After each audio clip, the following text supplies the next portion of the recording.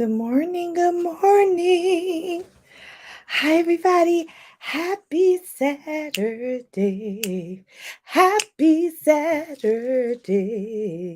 Happy Saturday. Happy Saturday, everybody. Welcome to Success My Way with Lakisha. I am your Destiny Cheer Captain. I am your life coach. I am here to talk to you about today is rejection, the rejection wound. I am doing this series because I realize as a life coach that there's so many things that we all share. We all share that we have family. We all share that we wake up in the morning. And guess what, everybody? We all share wounds. We all share that we have wounds. So today I am talking about rejection, but check out my video from last week. Last week, I was talking about abandonment. And guess what, y'all? Sometimes abandonment and rejection go hand in hand. So that's why I'm talking about these two back to back. I'm teaching about them in isolation, but actually, abandonment and rejection go hand in hand. So that's why today we're going to talk about rejection. And why am I doing these videos on wounds that humans have? If you are human, you have had a wound.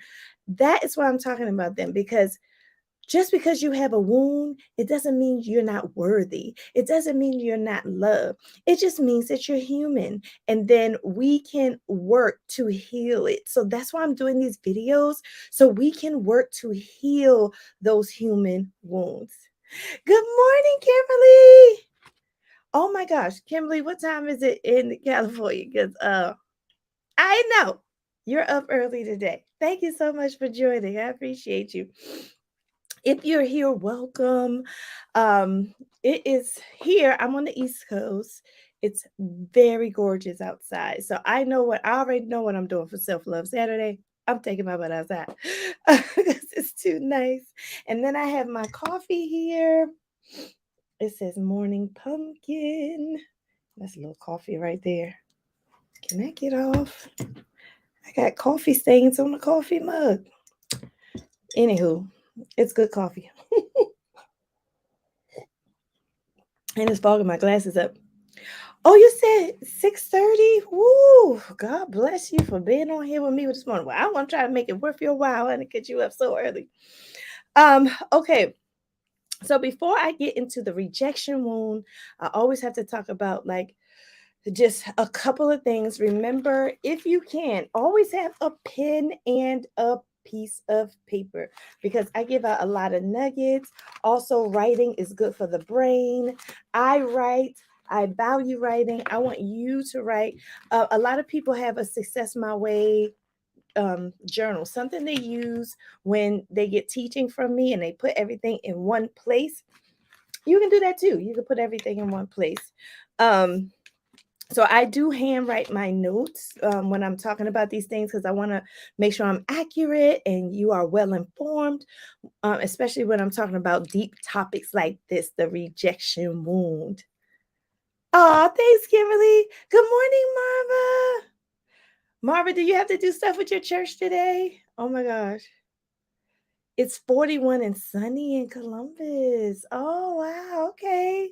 Yeah, I don't actually know what the temperature is. It's super sunny. Like, I don't even see any clouds in the sky. I'm right in front of the window. But I think it's been like between 50 and 80 here. It's been kind of in the mornings, like really cool, and then it gets hot in the afternoon. So we're in that weird weather pattern, but I love it. I love it. I love the leaves falling down and everything. So I just absolutely love it. All right, so let's dive into the rejection wound, because I have 6 things you can do to heal from the rejection wound. I have 6 things you can do to heal from the rejection wound. But before I get to those 6 things, let's talk about the rejection wound itself. Um, this wound primarily and usually is derived by 2 things. Um, You can feel a strong sense of rejection because of your childhood. In your childhood, you may have been rejected by your parents. That's where the mother wound and the father wound really has significance. You may have felt rejected by just adults, maybe uncles and aunts and adults that's supposed to be caring for you. I know a lot of like foster children and children whose parents passed away or couldn't raise them, so they had to stay in somebody else's house with somebody else's family, and they were treated differently than the other children. Like, that will give you a wound of rejection. That will definitely give you a wound of rejection if it's strong enough.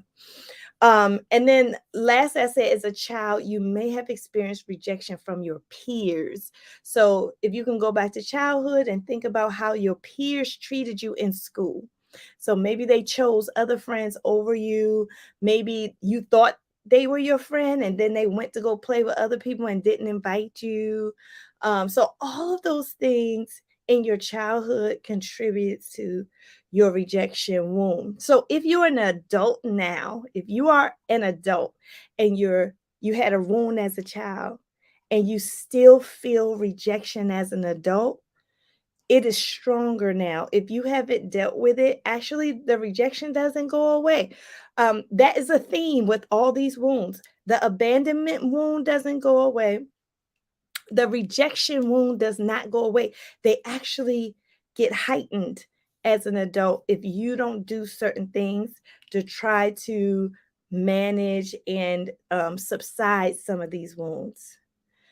Um, Marva said, not today, but hubby went to the store, so if he gets back before 10:30, I may need to jump out. Oh, okay, to my church. Oh, okay. All right, no problem at all. So, comment, let me know in the chat. Y'all know I like when y'all talk to me. Come on, talk to me, y'all. Let me know in the chat if you experience rejection yourself, or if you know somebody who has a wound of rejection, because you probably know somebody. If you don't have it, you probably definitely know somebody. And it is a range. Like, you can have a small rejection wound and then you can have a big open gaping hole of rejection. Rejection is in a range. I know I had the wound of abandonment. That was really big. Like, I've shrunk that, but I've always had like a little rejection wound, just a little.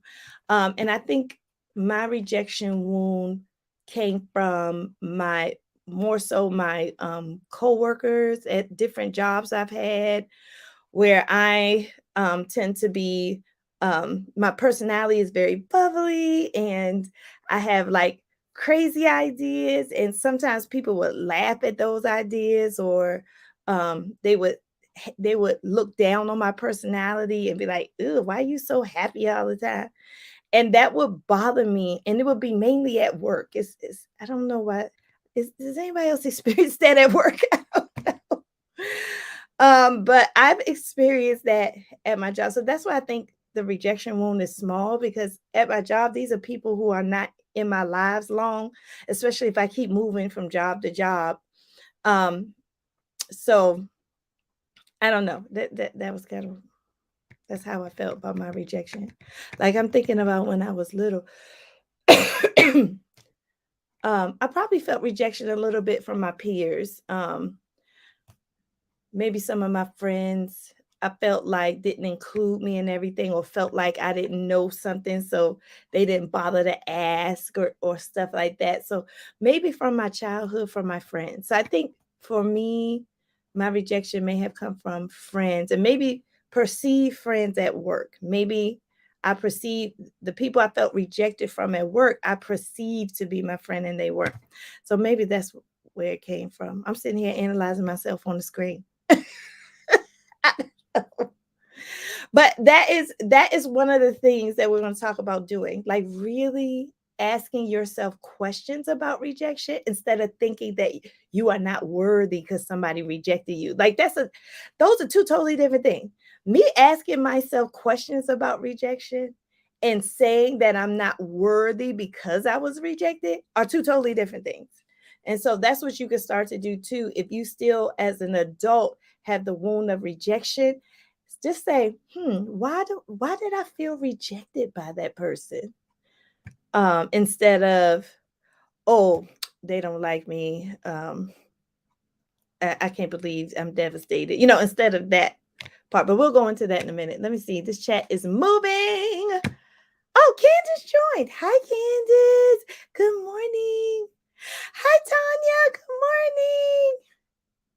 Hi. Okay, everybody's jumping on. My tribe is here. All right.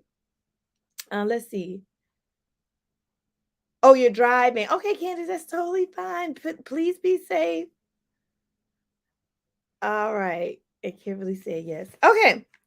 So, the rejection wound, according to my notes here, it's someone with the fear of rejection thinks that they are not good enough to receive love. So, someone with the fear of rejection, they actually think they're not good enough to receive love, and they're fearing it. They're not only, like for me, the fear of rejection is different from actually being rejected.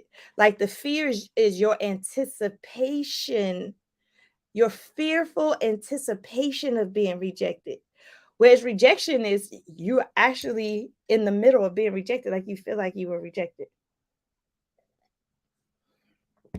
So it says, someone with the wound of rejection, you don't think you look good enough. So this has a lot to do with self-esteem. You don't think you look good enough. You don't think you're attractive. And that's a lot of us women. Come on. You don't think you're appealing. And I called it in my notes the terrible twos. That was me. I was like, this sounds like the terrible twos. A lot of us older people, grown folk, we got terrible twos. You know what the terrible twos are? Okay, here we go. I'm too ugly. I'm too big. I'm too small. I'm too dark. I'm too light. I'm too wrinkled. I'm too smooth. Those are some examples of the terrible twos. If you feel yourself saying that to yourself in your mind, in your self-talk, that could be, excuse me, that can be because you are experiencing some form of rejection. Okay, so watch your self-talk, because that is very, very powerful. And remember, that could be a self-fulfilling prophecy, that I'm too ugly, that I'm too big. Those things, you say those things to yourself, you're going to actually attract that stuff to you. So make sure you're not doing these self-fulfilling prophecies when you're in this feeling of rejection. So there are 4 types of rejection, y'all. Okay, there's 4 types. You have family rejection. So you may feel rejected by like your parents or uncles and aunts and things like that. You also have social rejection, which is what I think I experienced. Like my peers rejected me for whatever reason, thinking because I was different, or it may not have been because I was different, maybe because they had rejection issues. Because people who have rejection issues, they reject other people. We won't get into that. The next form of rejection is relationship rejection. Relationship from a spouse or a significant other. You felt like they did not understand you when you especially, I see this a lot as a life coach when I'm dealing with couples who argue. Sometimes couples are in competition while they're arguing, and they don't hear each other. So if I feel like you're not hearing me, and you're not spending time with me, and you're not giving me attention, then that could be a rejection wound from a relationship. And then lastly, just friendships, that's social, I guess. Just friendships in general, just any relationship, actually. Let's see, we got friends, we got family, we got co-workers and peers. Maybe you're part of a club or a sorority or fraternity. And you may feel rejected by people you perceive that's supposed to love on you. I know a lot of people feel that with sororities. I can't speak for fraternities, but I'm in a sorority myself. I'm a Delta. So I see this in my sorority where um, women could feel rejected because they had a perceived ideation of what it's supposed to be once they join the sorority. And when it's not like that, they have a feeling of rejection. Um, so so that's that. A person with rejection also feels like they're not liked enough and they're not appreciated. I mean, I be feeling not appreciated sometimes. About the like thing, people with rejection issues have a need to feel liked. And any inclination that you are not liked triggers you. So who's like that? Like any inclination that somebody doesn't like you is a trigger to signal to you that you're not good enough, that you're not worthy. Um, I don't feel that myself. I I don't know if I've developed this over time, but I really don't care if people like me or not. And I think that's why my rejection is probably low. Maybe that's part of my personality. But I do like to be appreciated. I do like to I don't think I need to be appreciated, but I like to be appreciated, if that makes sense. But a person with rejection to feel liked and to feel appreciated is super strong. Like that is a core thing. And so they may not even say it. Like a person with rejection may be holding it all in. They might never tell their spouse they feel rejected. Might never tell their family and friends they feel rejected. A person with rejection issues, they hold it all in, and that's not good for your health. I already know that's just not good for your health to hold all that stuff in like that. But a person with rejection will hold all that stuff in. I see Candace raised her hand. Marva said 4 types of rejection. Oh, thank you for writing it in for me, Marva. Um,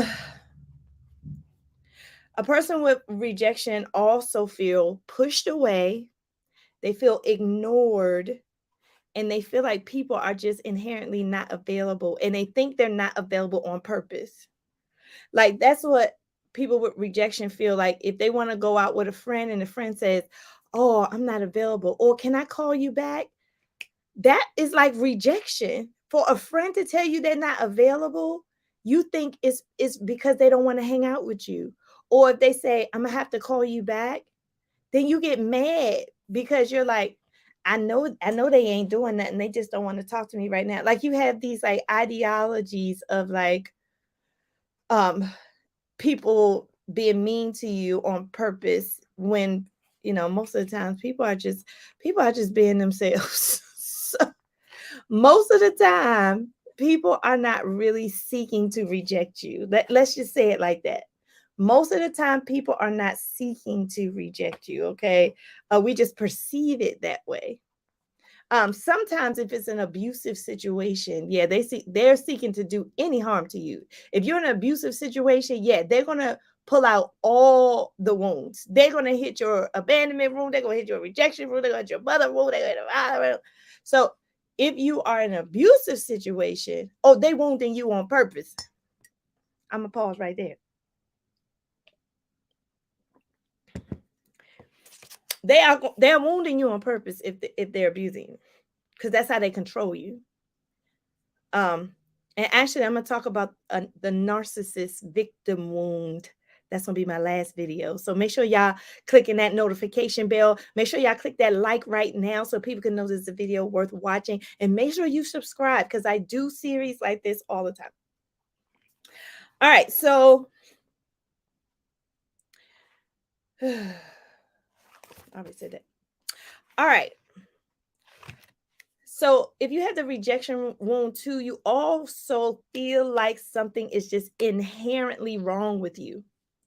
How many of you feel like there is something inherently just wrong with you? Okay, you might be experiencing a rejection wound. I live with the philosophy that there's nothing wrong with anybody. God made every fingerprint different. There's no person on this earth that has the same exact fingerprint. Therefore, why on earth do you expect to be the same like everybody else? Pause. Okay? Just answer that question. If no two fingerprints in the entire world are alike, why do you think there's something wrong with you because you're different?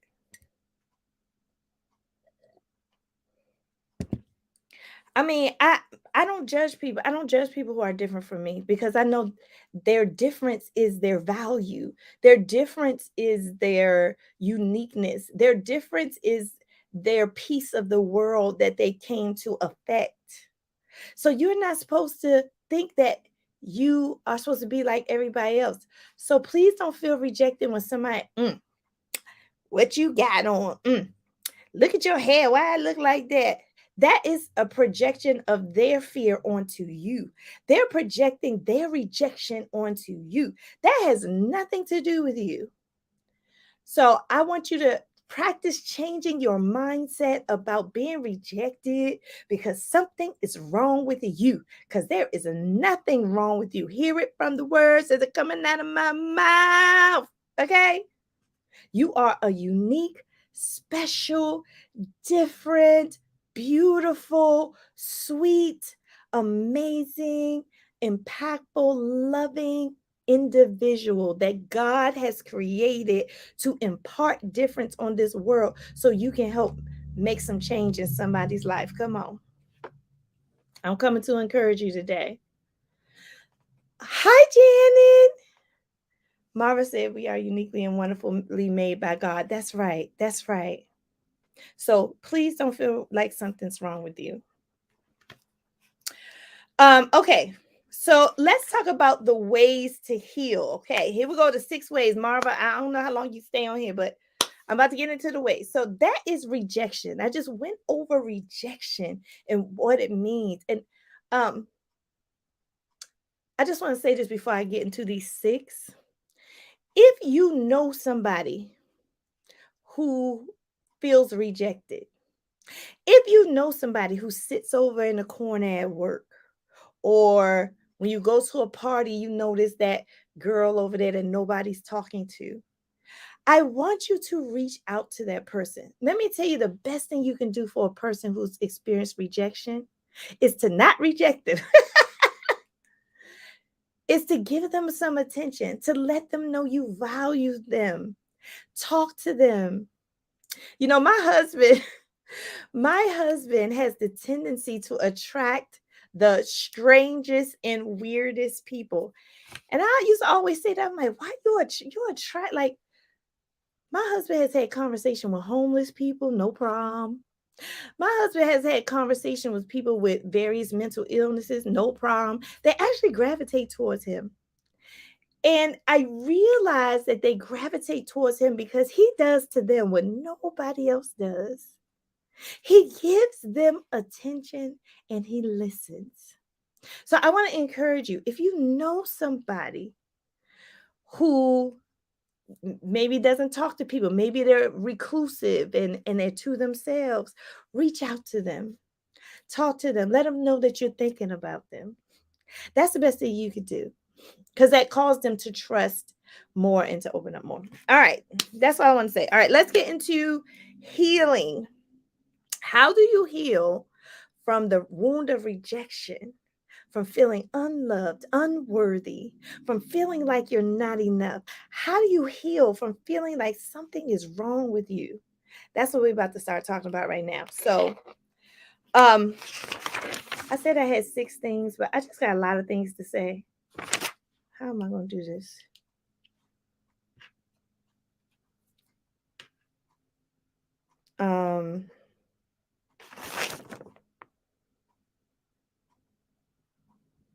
Okay. All right. Number 1. Here we go. Number 1. Number 1 is to stop being self-critical. You have got to learn to recognize when you are rejecting your own self through your self-talk and your self-criticism. people who feel rejected, they get kind of good at rejecting others and rejecting their own selves. So you have to learn that when you start doing that negative stuff, oh man, they think I'm stupid. Or they think I'm weird. When you're saying those things to yourself, you got to catch it. You got to catch it. Be like, wait a minute. Why am I feeling like, turn it into a question.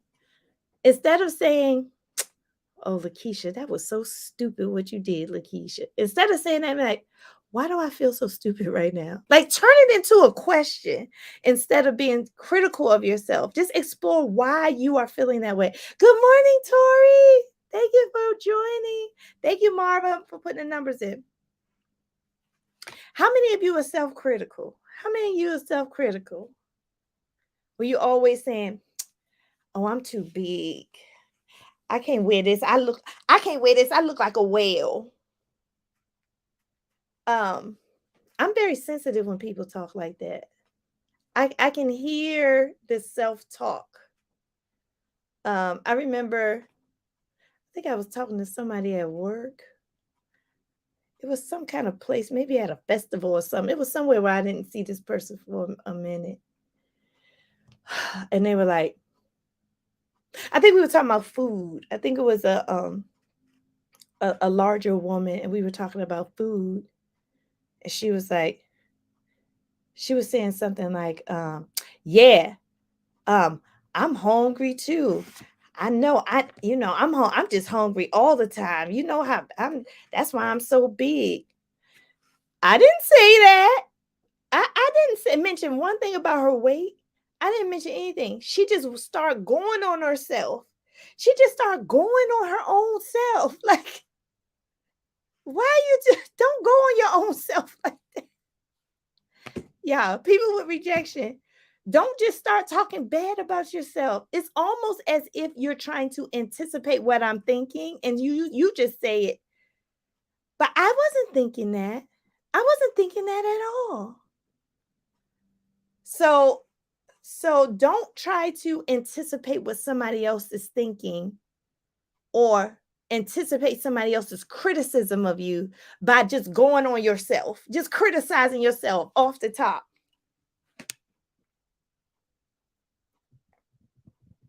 Okay. Y'all hear what I'm saying? All right. Number 2.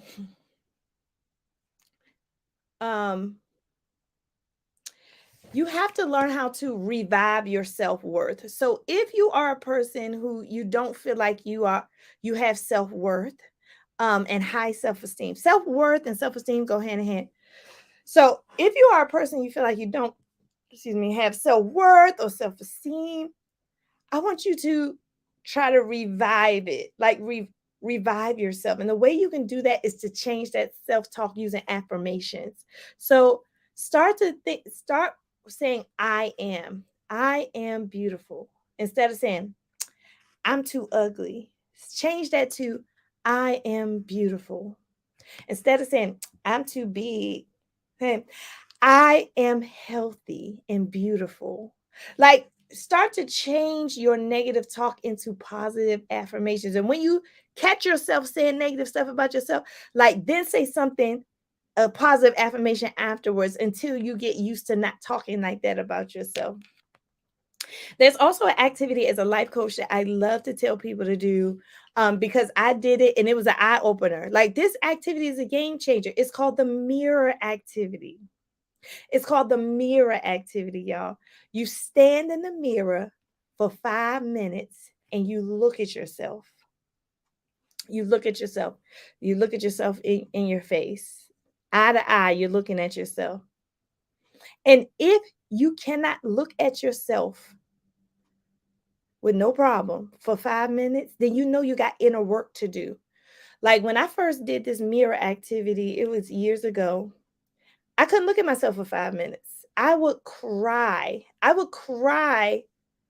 I've never stood there and like looked beyond my own eyes. Come on. I never stood there and looked in my own soul. We're so worried about how other people look in their soul. Look within your own soul. A lot of people can't do that. So I'm going to challenge you. If you never did the mirror activity, do it. It's a life coaching activity that works very well. You stand in the mirror, you set your timer, and you just look at yourself for 5 minutes. And you keep looking no matter what comes to your head, no matter what you start self-talking to yourself. And then it's some other ways you can do it. Like you can increase it and then take your clothes off and look in the mirror and then stand there for 5 minutes with nothing on. That is another level too. So once you know how to just look at yourself in the mirror, then you can get some body positivity by standing naked and being like looking in the mirror for 5 minutes and just admiring and appreciating every curve, okay? Yourself. These things build your self-esteem, they build your self-worth, and they let you know that you are beautiful and you are worthy, okay? So if you know some other ways that you can think of to revive your self-worth, go ahead and put it in chat. All right, number three. Number three is, I love this one. Connect to people who love and appreciate you. Y'all got to change y'all friends. Y'all got to get away from the family members that don't serve you. Matter of fact, you got to get away from everybody, even people at work that doesn't serve you. Stay away from them. And start to build a circle of trust around you. Start to build a circle of people who love you. Start to build a circle of people who appreciate all your quirkiness. Who in your life appreciates when you acting stupid or when you are just spacey? Who loves you anyway? Like, hang around that person more. Hang around that person more. Okay? Is that your child? Is that your spouse? Is that your best friend? Is that your mom? Like, I don't know why we make people feel ashamed for being close to their mom. I mean, it could be toxic. Like, it could be abnormal and toxic. It can. But if me and my mom are generally good friends, why? And my mom loves me and appreciate me, why don't I talk to my mom again? So be around people who love and appreciate all of your faults. It's easy to appreciate the good stuff about me, but who really appreciate my fault? Who really knows me? Who really knows me and they won't take advantage of that knowing? Don't be around people who want to take advantage of knowing you. That's like the worst thing somebody can do to a person who has a fear of rejection is to get to know them and then violate that trust. Ooh, don't do that to a person who experienced rejection because they liable to pop off. I'm just saying. Just because you have a fear of rejection don't mean you ain't gonna pop off on nobody. I'm trying to tell you. I know people with the fear of rejection that they're gonna be ready to fight you do something wrong to them because that's how they learn how to react. So yeah, hang around people who you know generally care about you, every piece of you, every single piece of you. Hang around those people more. They build you up. They strengthen you. They strengthen you. Mara says, practice mirror act. Okay, thank you. Build a circle of people who love and appreciate you, even your faults. Yep, absolutely. All right, that's number 3, right, Marva? Okay, number 4 is skill up. Skill up. So, how can I say this? So when you have the fear of rejection, especially if you've had it since you were little, you're probably a little socially off. You probably need social skills. Okay. So you need to skill up your people skills. Skill up your people skills. Like sometimes you're feeling rejected because you rejected other people. You don't know how to handle people. It's so true that rejected people reject other people. You actually treat other people like you don't want to be treated. I'm going to say that again. People who experience rejection actually treat other people like they don't want to be treated. Did I say that right? Yeah. So make sure that you are taking those risks to like put yourself out there sometimes. Even though you had the fear of rejection, go ahead now and again and take the risk and put yourself out there because that's how you're going to learn and practice and skill up on your social skills. It's okay to consciously do that, to do that on purpose. It's okay. I mean, I used to do it all the time. I haven't always been like really open and walking up to strangers and saying, "How you doing?" I haven't always been like that. I don't think I'm still like that all the time. I'm not like that all the time. But I know like when I need to do it, I can do it. But it came from practice. It came from practice. Like literally, I would be like in a crowded room and I'll be looking to see who I can walk up to practice on. That's all you gotta do. And then walk up to the stranger and say, "Hi, my name is Lakisha. Nice to meet you. I like your shoes." That's how you do. Always compliment somebody's clothes. That's like that's like the best way to get in there with the people skills. So I compliment people. "Oh my gosh, you are just so cute. Oh, look at you. What you been doing? I need to do the same thing. I need your secrets, honey." All you gotta do is compliment people. And they'll be like interested. They'll be like, "Oh, thank you." And there's the conversation. Okay. So skill up on your people skills. Take risk and walk up to people and strangers and talk to people, compliment people. Take those risks, okay? Because that will also stop you from feeling rejected and you rejecting other people. Because you are feeling rejected because you rejected others, but they're not around you because you rejected them. Can I say that again? All right. You're feeling rejected, so you reject other people, but they don't come around you because they feel rejected by you. I don't know why I'm doing all these tongue twisters today. All right. So and there's a lot of like classes you can take. Um, you can practice on a teddy bear. I can practice on this Minnie Mouse right here. You practice on a teddy bear. Okay. All right. And then number four, that's number four. The number okay. Number five. Um, try not to avoid people. And when you feel rejected, try to go back in and try it again very soon. So number five is don't avoid, jump in. Number five, Marva, is don't avoid, comma, jump in. Don't avoid, comma, jump in. So people with rejection, what they'll do is they'll avoid people and they won't try again to take the risk to put themselves out there. They won't try for a long time. So what I'm telling you to do is to jump back in sooner than you normally do when you feel rejection. So I'm talking about after you've experienced rejection, then jump in sooner than you normally do to try it again. And don't wait long because it's kind of like when when you have people skills and you're trying to be more social and stuff.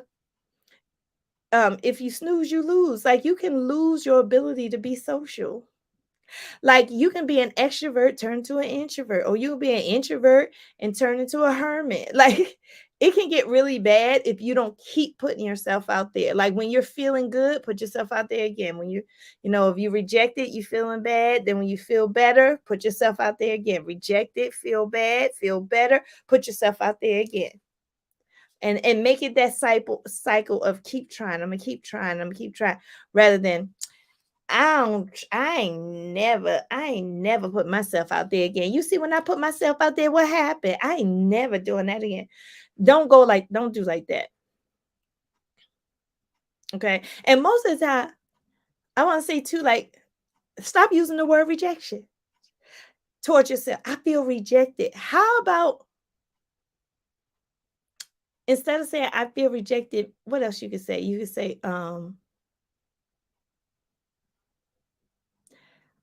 I wonder why I feel this way, and I wonder why they did that. Maybe I need to ask them why they did that, or maybe I need to analyze why am I feeling rejected by their behavior. Like I just use the word rejected. So try not to use the word rejected. I just use the word rejected, but try not to use the word rejected. Like, we gotta come up with a different word. Put it in the chat, y'all. What's another word we use? Instead of saying I'm rejected, maybe say I feel uncomfortable, or I feel um a little uneasy. Because I'm saying that because the word rejected, the word itself is really strong. And if you keep using it, you're gonna keep feeling it. So let's try to eliminate that word out of our vocabulary. Okay. And then the last one, number 6, I learned this off a video I was watching. Use the green, yellow, red method. Number 6 is the green, yellow, red method. The green, yellow, red method. So that is an emotional tool. The green, yellow, red method is an emotional tool that you can use if you are experiencing rejection. So, according to this video, someone with rejection goes through different levels of emotion. So when you're feeling good, that's green. When you're feeling good, that's green level of emotion. So when you're in your green level of emotion, that's when you can take those risks to try to put yourself out there. Or when you're in the green level of emotion, that's when you can practice your social skills, right? Because you feel confident enough in your green level of emotion to go do those things. Then there's a yellow level of emotion. Now this is an uptick in your negative emotion. Yellow is an uptick in feeling negative. So this is where you have to be attuned to your feelings. Like, why am I feeling rejected right now? Is this real? Is this a real rejection, or is this a trigger? Is this particular situation triggering me from my past? Because right now I'm feeling very uncomfortable. That's yellow. That's your yellow emotion. So when you're in your yellow emotional state, the first thing you do is recognize that you're in the yellow I'm yellow right now. I'm in my yellow state. Why am I right here? What is happening? And you analyze the situation. Then when you're in red emotion, that means you are no good to nobody. That means that's like your flight or fight. Red is like flight or fight. Like, get out of my face because I'm about to pop off. Or I'm getting the heck out of here, and you dip out with nobody even knowing you gone. That's red. When you are in a red emotional state that you had like the point of no return, you need to separate yourself from everybody because you don't want to get nobody no smoke. Separate yourself from everybody and cool yourself off. Don't take no phone calls. Don't look at no social media. Yeah, social media is really bad for people with the feeling of rejection. Because what you gonna do, you gonna go on Facebook and you gonna see the person that rejected you having fun. Ooh, that's gonna burn you up. That's gonna burn you up. So when you in the red, like, don't look at social media. Like, you just need to meditate and do stuff to soothe yourself back into yellow or back into green. But um you're no good when you're in the red. So don't attend no parties. Don't do nothing like that when you're in the red, because you make everybody life miserable when you're in the red. So you have to recognize when you are in these states of emotion. Green, you're okay.